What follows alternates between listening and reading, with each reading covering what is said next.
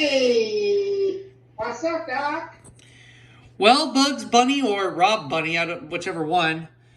We're going to show some MGM movies first here before we get to the Warner Brothers movies. But first, we have a little whammy here, a double whammy. There were two DreamWorks movies I had in my collection that I forgot to show. One of them was Amistad and the other is Gladiator. And of course, Amistad is the second DreamWorks movie. Yep, the first one is The Peacemaker, which I do not have. I have it. I have so many movies in my collection, it's hard for me to keep track of everything, and I've been super busy with everything, so please, everybody in the audience, bear with me. As for the MGM movies, I have 5 of them I'm going to show, and they are Raging Bull. Starring Joe Pesci and Robert De Niro. And this is a United Artists release, but it was released by MGM UA Home Video. Rain Man. Showed that movie for the Blockbuster Memory Lane, did we? Mm-hmm. And out of all my MGM United Artists movies, Rain Man is my favorite. Of course, Rain Man stars Dustin Hoffman and Tom Cruise. Yep, and we have All Dogs Go to Heaven. I have that. We have a funny comedy directed by, Bob Saget, Dirty Work. That movie's hilarious. And we also have Antitrust. I'm not familiar with that movie. It's from 2001 and it features Rachel Lee Cook and Ryan Phillippe. But going back to Dirty Work. It's been a while since I've watched Dirty Work. I need to rewatch it. But first, we're going to look at the openings to Amistad and Gladiator. The funniest part of Dirty Work... No. My favorite part of Dirty Work is the movie theater scene. And there's also some extras on this disc, which I forgot about. Ooh. Oh. Some episodes of America's Funniest People. Okay. And for those who wonder what America's Funniest People was, it was a spin-off of America's Funniest Home Videos, which aired from 1990 to 1994. America's Funniest People did. In which Vin DeBona executive produced that show, along with America's Funniest Home Videos. He's still executive producer of America's Funniest Home Videos, but America's Funniest People was hosted by Dave Coulier. I like that. Mm-hmm. Now, on the opening to Amistad, there's a soundtrack for Amistad, and it says our feature presentation. Oh, and it's THX certified. Cool. DreamWorks Pictures logo there. Yeah. When we went to the movie theaters last night, and when the THX logo came on, I shit myself. That's because you're too dang sensitive and you have a sensitive colon.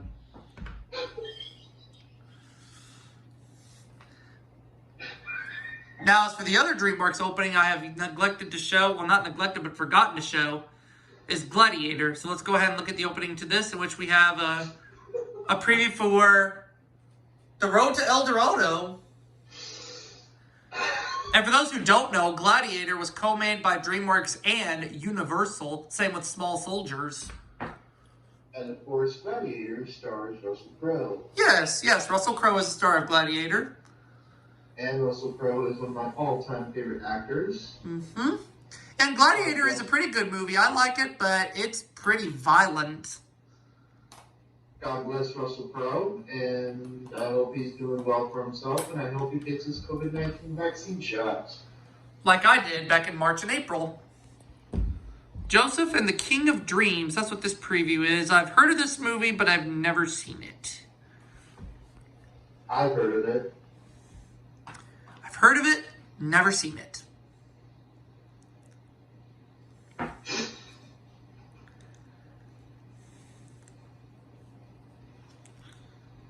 Oh, and there's a preview for Nutty Professor 2, The Clumps.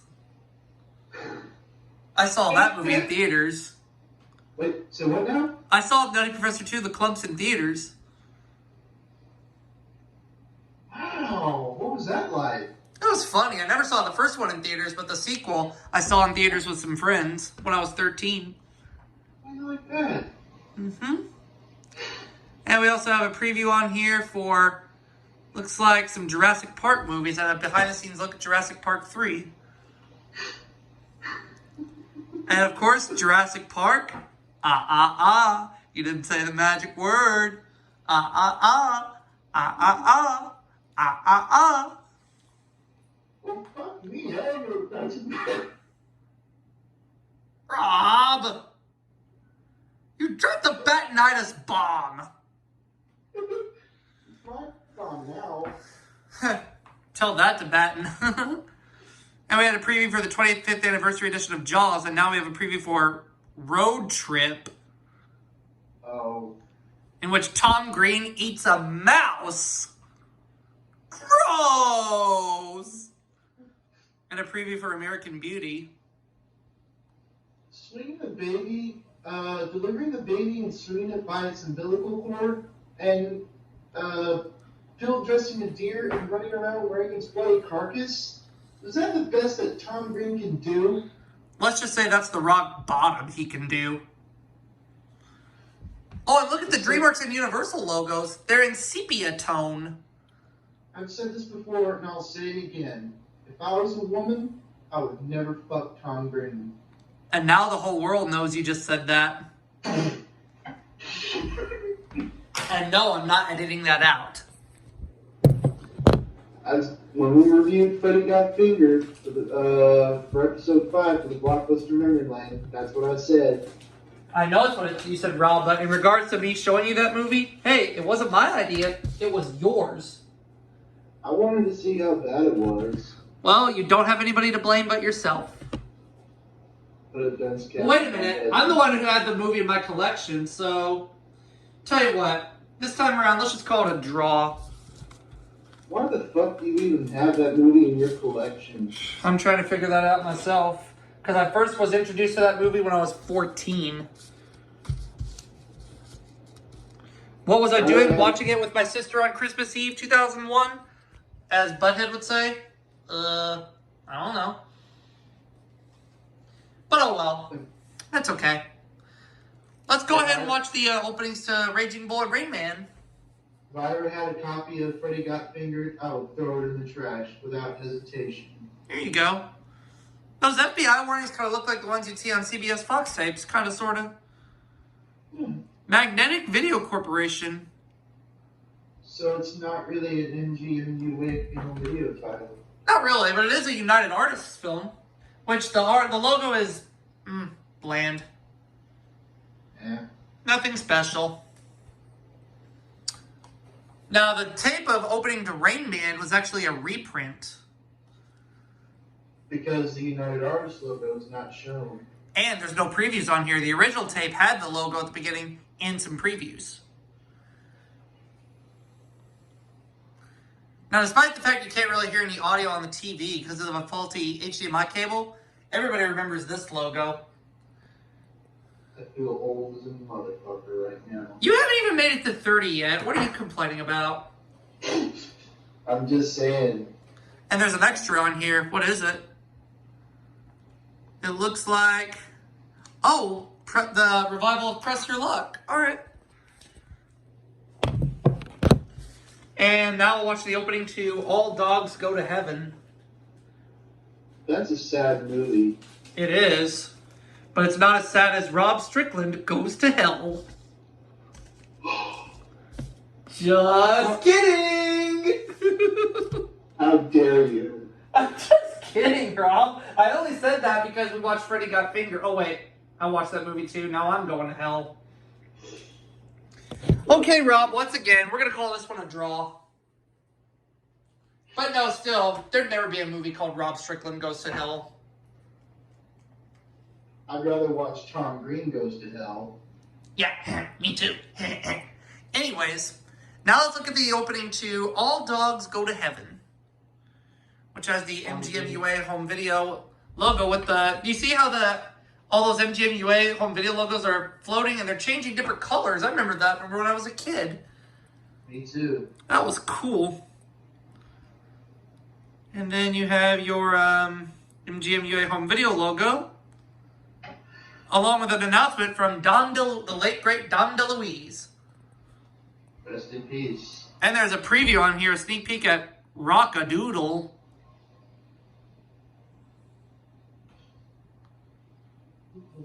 Interesting title. I saw the Siskel and Ebert review of Rock-a-Doodle on their website, and they gave that film 2 thumbs down. Way down. Damn. Siskel and Ebert know how to bury a bad movie. Mm-hmm. Oh, there's a promo preview on here for Downy laundry detergent. And there's the United Artists logo for All Dogs Go to Heaven. Before we show the next title, Aubrey, poor Gene Siskel, he's rolling over in his grave right now because Freddy Got Fingered was greenlit by 20th Century Fox and Regency Enterprises. But get this. Gene Siskel had passed away 2 years before that movie was released, so he didn't have to bear watching it like Roger Ebert did. Do you think he's rolling over in his grave right now, Gene Siskel? I bet he was rolling in his grave at the time that the movie came out or was being made. I don't know. Forget about Regency Enterprises. What in the world went through every single 20th Century Fox executive's head when they decided to greenlight that movie? Beats me. But there's your MGM UA home video logo, and it still changed colors back in 1998. Oh, Bob Saget! Yeah, Bob Saget was the guy who directed this film. Mm-hmm. And casting Norm Macdonald. Oh, yeah. Visit MGM on the website at mgm.com. Oh, we have a... What is this? MGM Academy? That's a thing? Or that was a thing? Music from Another Room. Something tells me I've heard of this film before, but I've never seen it. PG-13. And we have another Orion home video preview on here, but what is this title?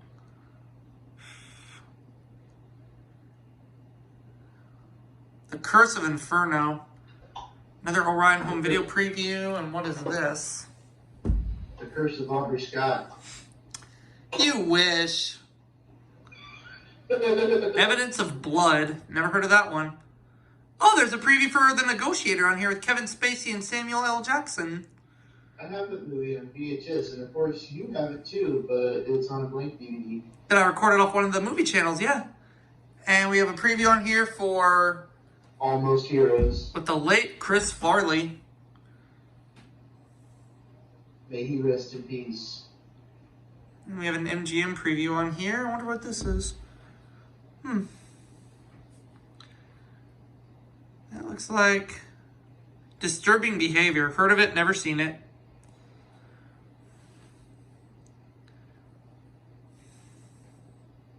Hurricane Streets. Never heard of it. MGM Home Entertainment. This film has been modified from its original version and has been formatted to fit your TV.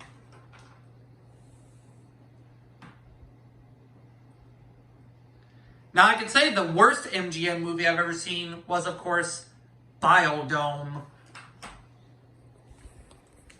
Stephen Baldwin and Pauly Shore both should have been locked inside that Biodome after they made that movie. Well, look at the bright side. I guess Hollywood Pictures got so annoyed and fed up with Pauly Shore that they decided to give Biodome to MGM instead. And he was also at TriStar Pictures too, Pauly Shore that is. Yeah. Now let's look at one more MGM movie opening, and that is Antitrust. Not very familiar with that movie. You know, as mentioned, it stars Rachel Lee Cook and Ryan Philippe, and the film's from 2001. I forgot what the movie's about, though. I just know who's in it and what year it's from. And besides Antitrust, what else is on there? I'll tell you in a second, because I don't really remember. Okay. But it'll be some other movies from other studios that I'll show in other videos down the road. It's rated PG-13 for some violence and brief language. That's why Antitrust is rated PG-13. Fuck. Warning. Come see what the roar is about at MGM.com.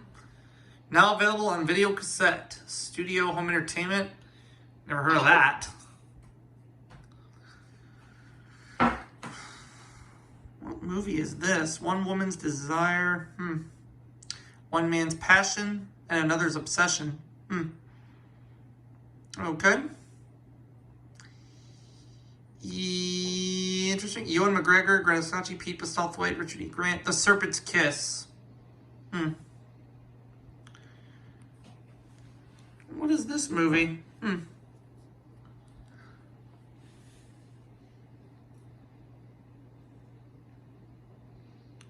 Looks like some sort of concert documentary or something. I don't know.